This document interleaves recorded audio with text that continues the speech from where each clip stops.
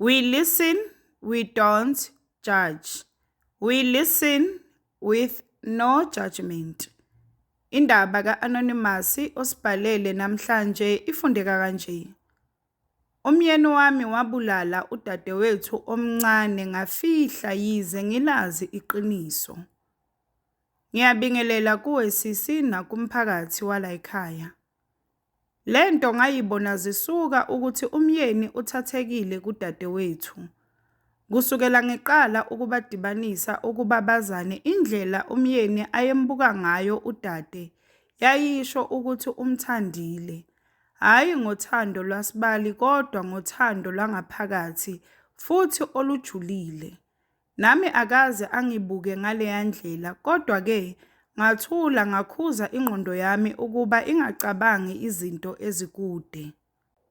Kwakuthi noma sizihlelele nje sobabili njengezithandani alokho engibuza ngaye ukuthi unjani, ufunda njani, uziphethe njani ekholeji.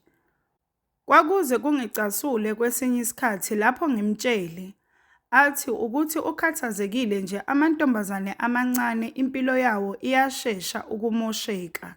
So akafuni leyo nto yenzeke kusibali wakhe. Kwenzeka konke lokhu silungisela amalobolo. Kodwa ngendlela okwakwenzeka ngakhona ngangize ngifuna ukuwamisa amalobolo. Ngoba ngangibona ukuthi lo muntu usethande udadewethu kakhulu kunami. Futhi ukuthi usaqhubekelani nalamalobolo nami angazi. Nangempela ke amalobolo enziwe ngilotsholo kube mnandi nje ekhaya kodwa mina angisekho happy ngoba nangalo suku lwamalobolo wayelokhu ebuke usisi wami ngathi uzolobola yena. Ziqhubeke ke insuku kuthi ngolunye usuku angifonele udade engajabulile ethi kanti ngimnikezeleni umyeni wami inamba yakhe ngoba ulokhu emufonela njalo ende yena akekho comfortable. Kwameleke ukuthi ngiqambe amanga ngithi ngimnikile ngoba ngifuna baxoxe njengosibali. Akuyona nje ibig deal akakhululeke. Kanti ngiyazi mina ukuthi angizange ngimnike. Ngiyakhumbula ngelinye ilanga ngimthola ephethe ifoni yami shuthi wazithatha ngalolo suku. Yazi ngezwa inhliziyo yami iqaqamba kodwa angifunanga ukumbonisa udadewethu. Lapho ngidropa khona ikholi izinyembezi zazehlela. Ngizibuza ukuthi ngivumeleni ukumgana lo muntu ngazi kahle ukuthi usethanda omunye umuntu. Hayi umuntu nje kodwa udadewethu engizalwa naye esibelethweni esisodwa. Kuthe nje emva kweviki ngase ngihlala naye vele umyeni wami. Sasirente i-apartment ngoba umuzi wethu bowulungiswa. Ubenawo umuzi engamthola nawo kodwa ngathi mina ngifuna owami wase ewudayisa ke. Angifonele ke udade athi uzolala ngapha kimi ekseni avuke aye esikoleni ngoba usuka ekhaya futhi sekulate. Ngitshele ke umyeni athi hayi akahlale lapho ebus stop sizomlanda khona. Ngithi mina ngisapheka mlande wena. Ngimbone nje ukuthi uyakujabulela lokho. Nangempela ke amlande abuye naye. Uma bengena ngibone ukuthi usisi akajabulile kahle. Ngithi kuye hawu sithandwa sami wangajabuli ugodolile yini? Athi yebo sisi bekubanda. Kodwa ngiyambona ukuthi uyangikhohlisa. Mina naye sasazana nje kahle omunye makaqamba amanga. Sasibonana kodwa ke angifunanga ukukhuluma. Ngithi kuye akabuye azogeza ngihambe ngimfakele amanzi ebathroom ngimenzele nebhodlela lamanzi ashisayo ngifake engubeni. Aqede ke ukugeza abuye sizodla. Umyeni elokhu embuka ngamehlo akhohlakele. Aze asukume nokudla athi uyodlela ekamereni. Kuthi ke ebusuku ngangilele kodwa ngangizwa umsindo ngathi kunomuntu okhalayo. Ngivuke umyeni akekho eduzane nami. Ngithathe ifoni ngiphume ngizwe ukuthi umsindo uvela kule kamero elilele udade uyakhala ucela uncedo. Kodwa kwaba kanye wathula nje ngivule umnyango kancane ngihlole. Umyeni uphezu kwakhe ngimuzwe athi, "Eish, she's dead." Ngivele ngithuke ngibambe umlomo ukuze ngingamemezi. Lapho ngase ngirikhoda ngefoni, ngibuyele emumva ngingene erumini lethu. Aphume-ke ahlole aphinde abuyele phakathi. Emva kwemizuzu nje embalwa aphume, nami ngiyahlola emnyango ukuthi ukuphuma kwakhe uphethe ini. Aphume-ke ephethe umzimba kadade. Ngimlandele kancane lokhu ngiyashutha. Afike edining amgoqele ngekhaphethi amhudule ayomfaka emotweni, agibele-ke ahambe. Umyeni-ke ukwenza konke lokhu uzitshela ukuthi ngilele. Mina vele indlela engilala ngayo ungangithatha uyongibeka eduze komfula ngingezwa lutho. Kodwa-ke ngalolo suku kwaba khona nje into engenza ngingakhoni ukulala kahle. Ekuseni-ke kwakumele ngizenzise ngathi ngiyombheka udade ekamereni lakhe, kodwa angimtholanga. Ngazama ukumfonela ifoni yakhe ingangeni. Isilahe-ke somyeni wami naso sikhona senza ngathi sikhathazekile, kanti sobabili siyalazi iqiniso ukuthi nje yena akazi ukuthi ngiyazi. Athi kimi-ke kungenzeka uhambile uyabuya. Ngithi kodwa ekuseni kangaka futhi nezimpahla zakhe zikhona. Athi mhlampe uyogijima. Angisakhumbuli kahle ukuthi wathini mangimbuza ngekhaphethi ukuthi ikuphi. Lishone-ke ilanga kuze kundlule izinsuku ezimbili. Umama-ke angifonele angibuze ukuthi ngigcine nini ukukhuluma nodade. Ngiqambe amanga ngithi angimtholi efonini, ngamgcina ehamba ebuyela esikoleni emva kokuthi alale lapha kimi. Athi umama, ngicela uyombheka sisi, ngikhathazekile futhi angiphuphi kahle. Emva kokudropha ikholi kamama ngakhala kakhulu ngoba umama akasoze aphinde ambone udade. Kwathi ntambama wabuya umyeni emsebenzini. Wathi kimi, ithini indaba kadade wenu? Ngathula ngambuka isikhathi eside ngaphambi kokuthi ngimphendule. Ngathi angazi kuthulekile. Athi kuzomele silahle izimpahla zakhe. Ngithi yini indaba? Athi sesenzela nje ukuthi uma ngabe kukhona into eyenzekile kuye. Ngithi kanti kwenzakaleni? Athi angazi kodwa Sithandwa kuzothiwani uma kutholakala izimpahla zakhe lana kodwa yena engekho. Ngithi bazofika yini bazosesha yini ngathi kukhona okwaziyo? Athi yini khona into ongisola ngayo? Athi yazi yini anginaso isikhathi salento, asuke ahambe. Angene kule kamero belilele udade aphume nezimpahla zikadade. Ngimbuze ukuthi uzisaphi, athi uyozishisa. Ngazama ukumvimba kodwa akazange angilalele, wahamba nazo-ke ngenkani wazishisa. Uthe lapho eqeda ukuzishisa sesibuyele endlini, yiloyo naloyo ahleli angakhulumisi omunye sezwa ngenokhi emnyango. Ngihambe-ke ngiyovula ngithole kungamaphoyisa. Abize igama lami asho ukuthi afuna lowo muntu. Ngisho ukuthi imina lo muntu enimfunayo. Athi kimi kuzomele ngihambe nawo, ngithi kwenze njani? Naye umyeni usemi ngezinyawo. Athi amaphoyisa ningeza nobabili kumayelana nentombazane etholakale isishonile. Ngavele ngehlisa izinyembezi ngangakhulumi ngaphuma. Umyeni-ke wangilandela sahamba saya emochari lapho ubekwe khona umzimba. Nangempela-ke masifika kwakunguye udade. Intamo yakhe ivuvukele okusho ukuthi lo Sathane wamphula intamo. Ngakhala kakhulu lapho sengimbona ngoba bengilokhu ngizitshela ukuthi ngiyaphupha. Kodwa-ke sekwenzekile, ngizothini kumama? Ubelokhu ekhathazekile okubuhlungu. Ngaqamba amanga ngathi ngiyile ukuyombheka. Ukhona kodwa uphukelwe yifoni, manje ngizothini? Sihambe-ke sibuyele endlini. Umyeni ngaphandle kokungibuza wafonela ekhaya wabatshela.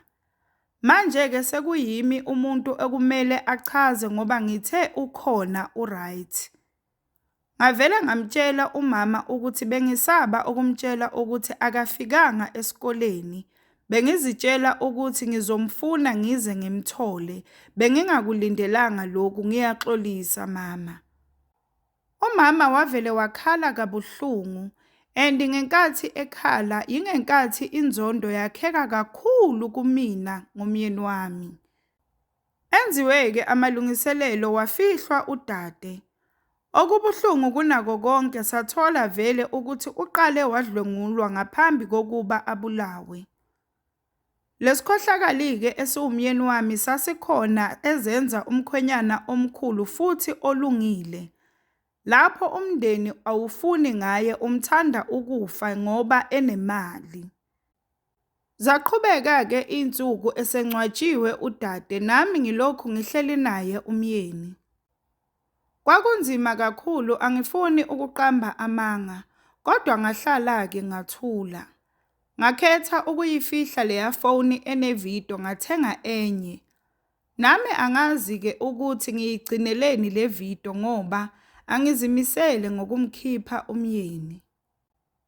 Kuthe emva kwezinyanga eziyi-6 eshonile udade, ngathola ukuthi ngikhulelwe, nginenyanga eyodwa ngikhulelwe. Ngoba emva kokuthi ashone udade kwaphela izinyanga eziyi-4 ngingalali naye umyeni. Ngangivele ngithi ngisazilile angikandlulisi ukufa kwasisi wami ngisasezinhlungwini. Kwathi lapho-ke sengibuyela ngilala naye ngakhulelwa. Ukukhulelwa kwami-ke kwangijabulisa kakhulu, kwaphinde kwangisusa emicabangweni ebengihlezi nginayo, ngafokhasa nje ekubeni ngumama. Sobabili-ke nomyeni besikujabulele kakhulu ukuthi sizoba abazali, kanti kuzoba injabulo yesikhashana. Ikakhulukazi-ke kimi ngoba yimi owathwala kanzima. Ngithe lapho sengino-4 months ngikhulelwe ngaqala ngaba namaphupho ngodade. Ekhala ethi yini indaba ngingamsizanga, ngilifihleleni iqiniso. Kwathi elokugcina iphupho ngamphupha ethi angeke ngikuyekele uphile kahle ujabule ekubeni wazi kahle ukuthi kwenzakalani kimi. Kwabangathi uyangiphusha, ngawa kabuhlungu ngesisu. Ukuphaphama kwami-ke nganginezinhlungu esiswini, ngivuse umyeni ngimtshele ukuthi ngiyasikwa, kubuhlungu kakhulu. Avuke ngokushesha athi angeke kwenzeka, asikashayi isikhathi. Lapho sengiyamemeza kubuhlungu. Angidilize-ke embhedeni athi asiye esibhedlela. Lapho engidiliza kwehle igazi ngemilenze. Kanti vele sizofika esibhedlela kuthiwe isisu sichithekile. Kwavele kwabuya bonke ubuhlungu kanti bese kungathi ngiyakhohlwa. Kanti angibuzanga elangeni kukhulu kuyeza. Ngiphume-ke esibhedlela umyeni wangisapotha shem. Wathi akusilo iphutha lami ukuluza ingane, futhi sibancane sisazoba nazo ezinye izingane. Waze wangithengela nemoto entsha, wathi akafuni ngibuyele emumva kulesimo engangikuso ngenkathi kushona udade. Ngathi ngisajabulele imoto, wabuya ebhukhile ukuthi siyazikhipha ngeweekend, sizobuya ngomsombuluko ekuseni.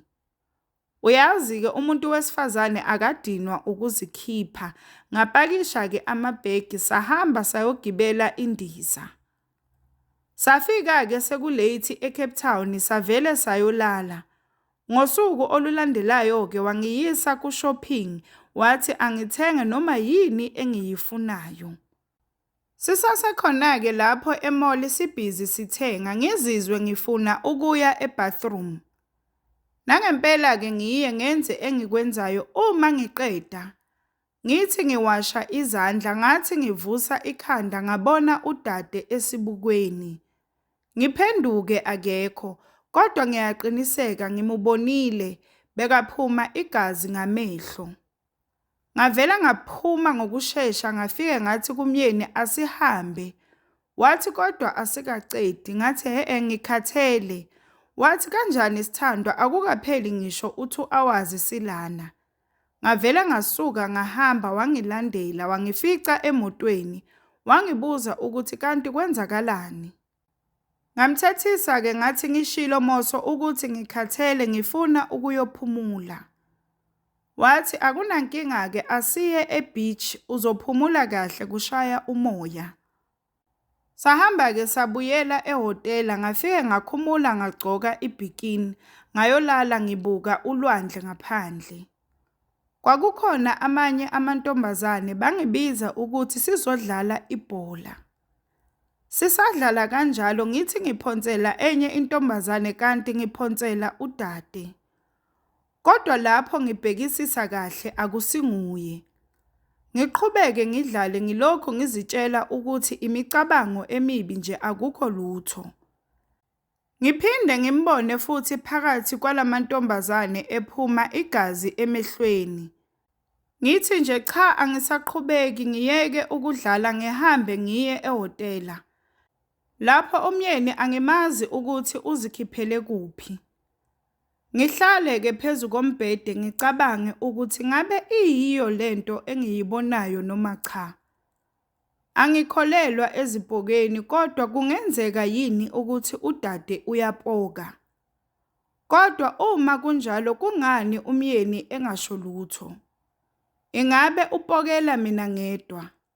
Kodwa cha angeke angizange phela mina ngimbulale. Ngisuke-ke ngiyogeza. Ngisahleli nje emanzini kube nento engicindezelayo ingifake ngekhanda emanzini. Ngibathe ngiyalwa kodwa ibe namandla. Iphinde kube ngathi iyangikhipha ngidonse umoya. Ngifune ukumemeza iphinde ingicwilise lento. Ngizwe izwi lithi, "Ungusisi wami bekumele ungilwele." Bekuyilizwi likadade. Alokhu-ke engicindezela ngaze ngafeinta. Ngaphaphama-ke umyeni esengikhiphile emanzini wangibeka phezu kombhede. Ngangilokhu ngimemeza igama likadade. Umyeni athi angehlise umoya udade akekho la. Ngithi ngimbonile ukhona usilandelile kuzomela sibuyele emumva ngokusheshsha. Athi umyeni akekho yehlisa umoya kungenzeka uyamcabanga. Ngithi cha ngiyayazi into engikhuluma ngayo ngimbonile. Wazama-ke ukungehlisa umoya kodwa cha angizange ngiwehlise ngathi kuzomele nje sihambe ngokusheshsha. Athi-ke yena kuzomele silinde kuze kube sekuseni iflight yokuqala izophuma ngo-8. Angazi nami ngagcina ngizumeke kanjani. Ekseni-ke savuka sabuyela emumva. Kwakumuncu endleleni azange ngimkhulumise saze safika. Yena wayelokhu ezitshela ukuthi itrauma kanti akazi ukuthi ngikwatele yena ngoba ngihlupheka nje kungenxa yakhe yena uzitshela ukuthi angazi. Sifike-ke endlini ngigeze ngiyolala. Angiphekele-ke ebese engivusa ngidle ngibuyele ngiyolala. Ungazitshela ukuthi ngiyazilalela kanti cha ngiphuze amaphilisi okulala. Kuthi lapho ngiphaphama khona kwase kuyintambama. Yena umyeni wayebhizi kukhompyutha esebenza. Angibuze-ke ukuthi ngizizwa kanjani ngithi sengingcono. Athi kuzomele uyobona i-therapist. Ngithi cha hayi okwamanje. Kungenzeka ukuthi ngisuke ngajabula kakhulu ngase ngibona yena udade. Ngoba izinto eziningi besizenza ndawonye. Kodwa-ke ngoba sengivumile ukuthi ngiyamkhumbula ngizoba right. Ngihambe-ke ngiyothatha amanzi ekhishini ngifike ngivule ifridge ngibone wonke amabhodlela amanzi abomvu. Ngilivale ifridge ngithi mhlambe angiboni kahle. Ngiphinde ngilivule asebuyile futhi amhlophe. Ngithi cha ngiyibonile lento engiyibonile angisawafuni lawa ngivale ifridge. Ngithathe iglazi ngivule impompi kuvele kuphume amanzi abomvu njengegazi. ngivele ngilahle phansi iglazi ngimemeze. Eze ngokushesha umyeni lapho engizwa ngimemeza angibuze ukuthi kwenze njani, ngithi amanzi abomvu njengegazi. Athi hhayi lento yakho isiphume esandleni ekuseni ngikumikisa esibhedlela. Nawa amanzi moso a-right akunalutho e-wrong ngawo. Ngivele ngisuke ngiyozivalela ekamerweni ngikhale ngilokhu ngixolisa kudade. Angilandele umyeni avele angithathe leso sikhathi angifake emotweni angihambise esibhedlela. Ngifike-ke bangijove ngilale, ngiphaphame ekuseni sengikhohliwe nokuthi ngisesibhedlela. Angene udokotela ngesikhathi azongihlola naye umyeni usebuyile. Athi ama-test akhomba ukuthi anginalutho, ukuthi nje ngine-trauma. Asinike ikhadi le-therapist athi asibhukhe i-appointment ngiyokhuluma nayo ngalento engidlayo. Yileyo kuphela-ke isolution acede angidischarge sibuyele ekhaya. Athi umyeni kuzomele sibhukhe ngithi cha angiboni i-therapist ngizoba right ngokwami mina. Athi uzogcina uzilimaza ngoba ubona izinto ezingekho futhi uzogcina usulimaza nami. Ngithi kuye khululeka angeke ngikulimaze kodwa ngizocela ungiphe ispace kusukela namhlanje ngizolala e-guest room. Sisakhuluma kungene i-call aphume ayoyiphendula.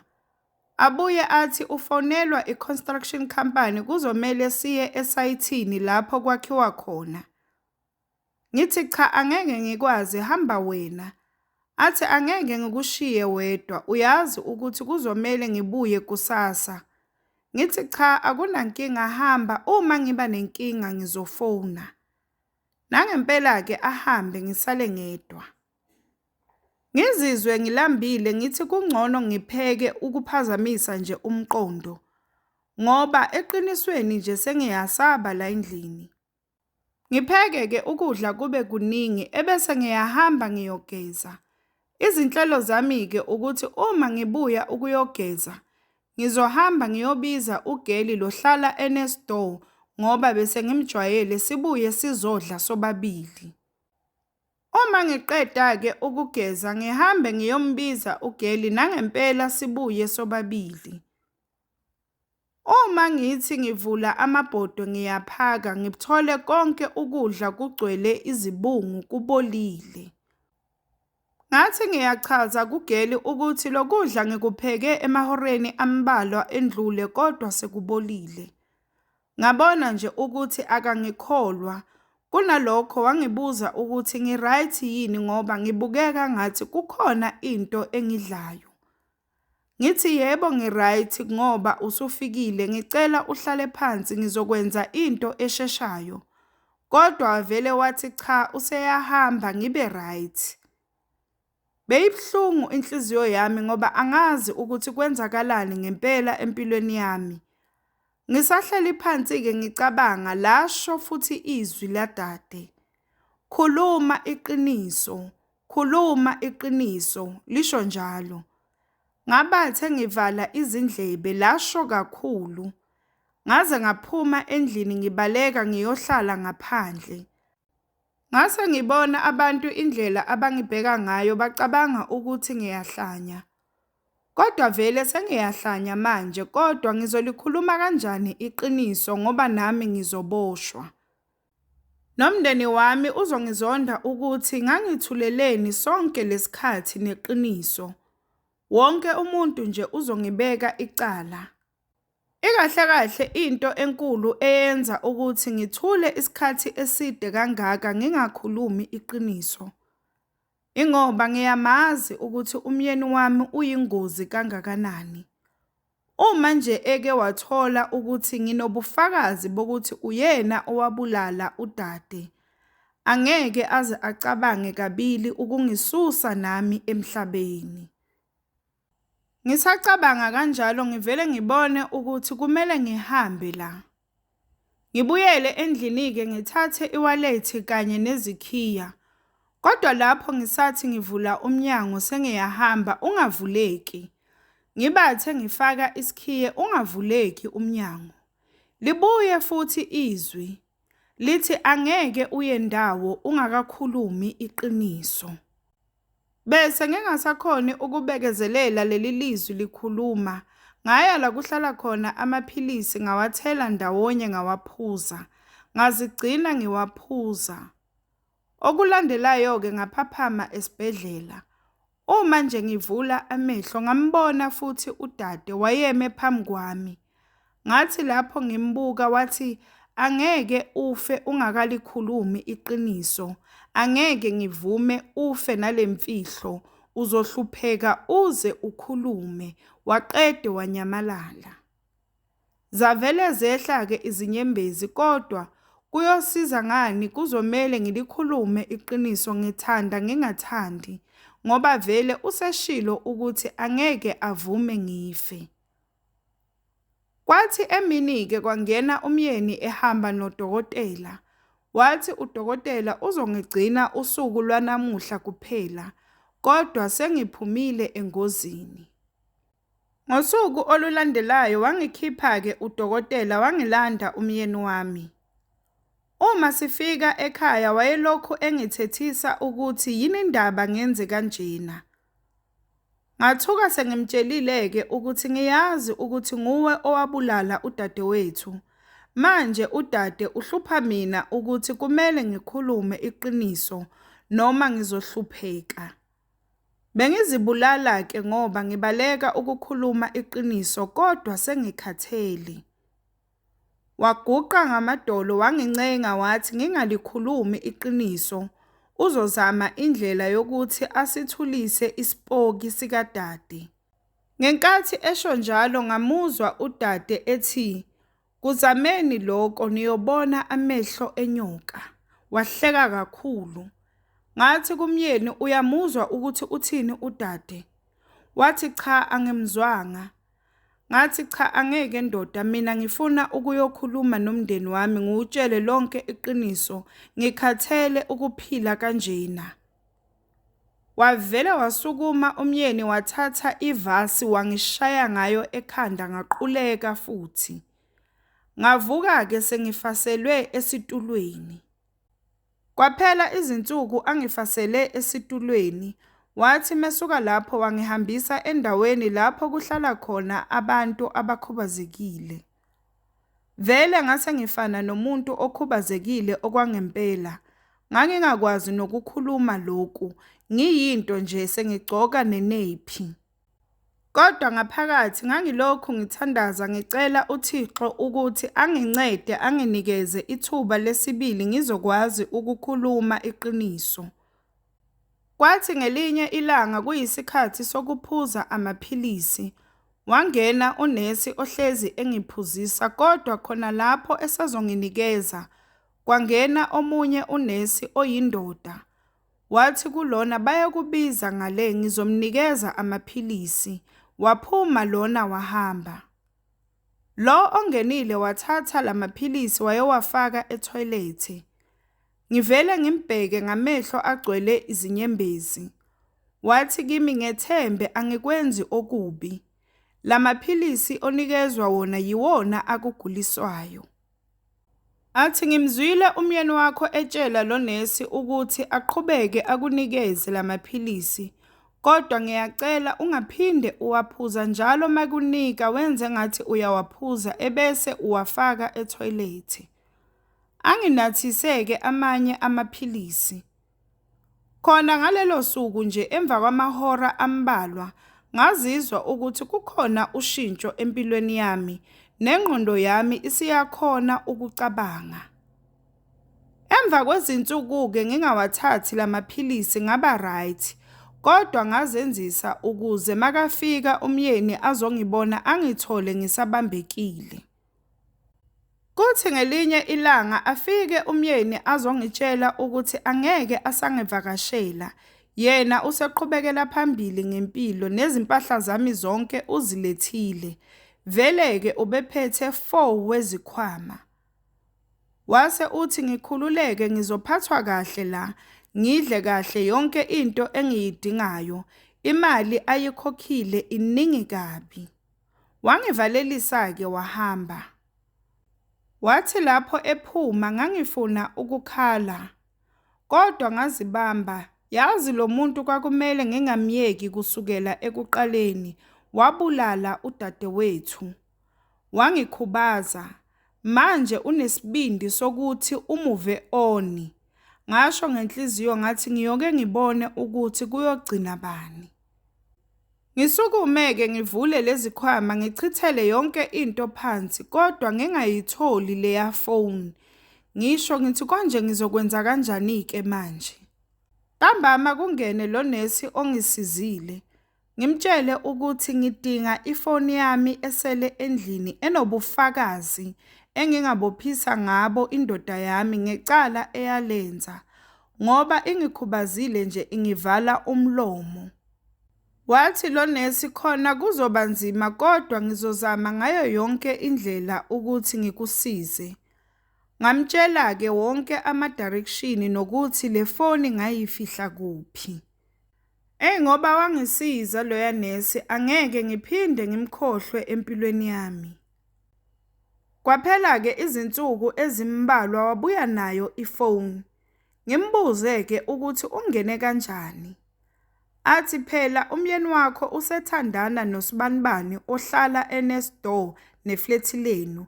Lowo Sibanibani-ke ungudade wabo. Ngalokho-ke kube lula ukuthi angene lapho eflethini. Niyawabona kodwa amadoda ukuthi anjani. Phela uSibanibani le ekakhuluma ngaye ongudade wabo, yilona engambiza ukuthi sizodla sonke sathola ukuthi ukudla sekubolile. Kodwa-ke angisekho lapho, ngicharge-ke leyo phone, ngakubuthola bonke ubufakazi engibudingayo. Unesi-ke ngimubonise yonke ividiyo, ebese ethi kodwa yimina ozohambisa lobufakazi anonymously, ngoba uma bengazi nje ukuthi ubufihle imfihlo engaka nawe uzoboshwa. Wangisiza kakhulu Nkosi yami loya nesi. Nangempela-ke abuhambise ubufakazi, waboshwa kanjalo-ke umyeni wami. Akazange angikhiphe ngoba ezitshela ukuthi ngiyagula, kanti akazi. Icala-ke walihamba engaphakathi akatholanga nebheyili. Nomndeni wami-ke sowazi bebeya nasecourt. Angithi unesi ubengitshela konke. Kwathi lapho-ke esegwetshiwe umyeni, ngaphuma-ke lapho endaweni yabantu abakhubazekile. Ngahamba ngayoklema yonke into engeyakhe, ngoba phela ngumfazi wakhe osemthethweni. Ngase ngiyomvakashela-ke ejele, wathuka lapho engibona. Ngamxoxela konke, ngasho nokuthi angeke abone ngisho isenti emalini yakhe uzobolela ejele. Wangisongela wathi angeke ngikuthole ukuphila kamnandi, uzongithengela abantu bangibulale yize engaphakathi ejele. Ngathi ngayiphi imali, awusenalo ngisho isenti elimdaka wena, kuphelile ngawe. Ngathi lapho ngiphuma ejele ngafikelwa umcabango wokuthi kungenzeka ayenze lento ayishilo angibulale, kuzomele ngicale ngaye ngaphambi kokuba ngiyokhuluma iqiniso ekhaya. Ngoba ngiyamazi umyeni wami ukuthi unenhliziyo embi kangakanani futhi uyingozi kangakanani. Nangempela-ke ngathenga iziboshwa zambulala khona ejele. Ngahamba-ke ekhaya ngabiza wonke umndeni, ngawuchazela ukuthi bengazi ukuthi umyeni wami nguyena owabulala udadewethu, kodwa ngasaba ukusho, ngicela bangixolele. Emva kokuthi sekuxoxiwe-ke konke bakusho abakushoyo kimi, kodwa bangixolela. Ngizolitshela nje ukuthi kungani basheshe bangixolela, kungenxa yemali. Angithi bebazi ukuthi zonke izimali zikamyeni wami sezingakimi, sengiyisigwili. Imali ngempela iyimpande yesono. Ngiyazisola kakhulu ukuthi ngathulelani nale ndaba isikhathi eside kangaka. Kodwa ngiyabonga ukuthi udade naye wazilwela ngale kwethuna. Ngoba uma ngithulile ngibheka emumva, indlela izinto okwenzeka ngazo ukuthi ngikhone ukuhlangana naleliya nesi kungenxa yakhe udade. Kusho ukuthi naye sewalala ngokuthula ngoba lesigilamkhuba sesashona. Ngoba emva kokuthi ashone vele umyeni wami akaphindanga wangihlupha futhi udade. We listen, we don't judge. We listen with no judgment. Sacela usitshele ukuthi ucabangani ngendaba ka-Anonymous osibhalele namhlanje lapha ku-comment section. Sacela ungakhohlwa ukulike, ushare, usubscribe. Ungakhohlwa ukuthi ukusubscribe it's for free, awubhadali lutho, it's for free.